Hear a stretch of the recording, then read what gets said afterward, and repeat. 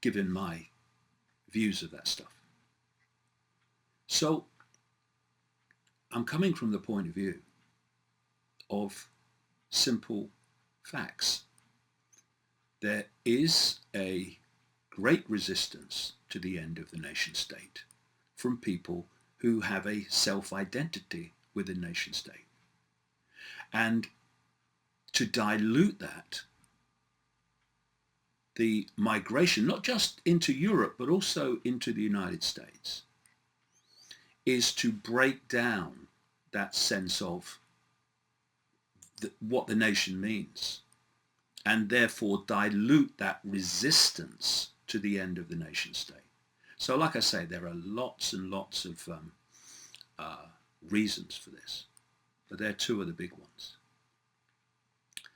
And to understand what's happening in the world, as I've said year after year after year, people must stop seeing every event in isolation, because that's not how it is. If you got, where they set up all those dominoes on the floor, if you knock the first domino, it hits the second domino, third domino, fourth domino, goes all around the room until it knocks over the last domino. Now, if you stand there in myopia, just focusing on one domino, wherever it is in the line,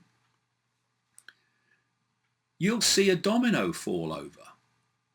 Maybe just hitting another one.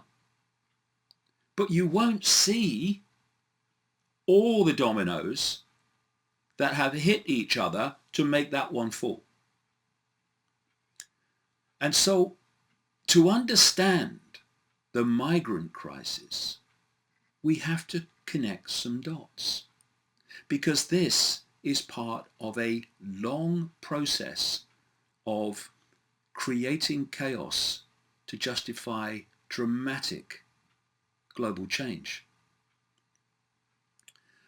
So let's go back to, you go back much, much further, as I do in the books. My goodness me, you can go way back, but let's pick it up in the year 2000, when a group called the Project for the New American Century, made up of Bush backing Republicans, but don't let's get confused by parties, they're just names for the same face.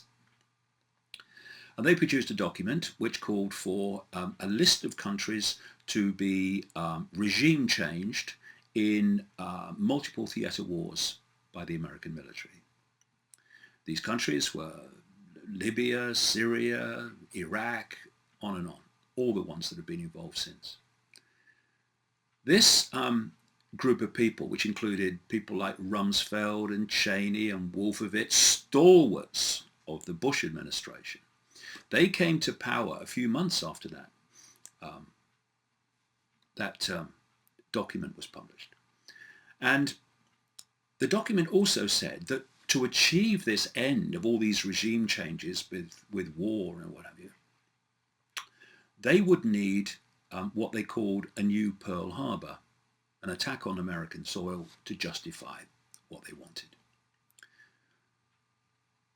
In the same year that they came to power in the Bush administration, we had 9/11, the official story of which is a fairy tale and remains unproperly investigated by the mainstream media, because the mainstream media in effect tell you what the system wants you to hear and call it journalism.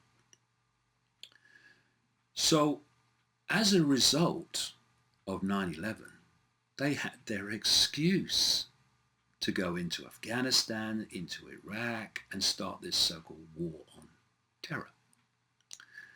And the Al-Qaeda at that time, terrorists that they were saying justified this, bin Laden and etc., were actually the creation of the American government and the American military.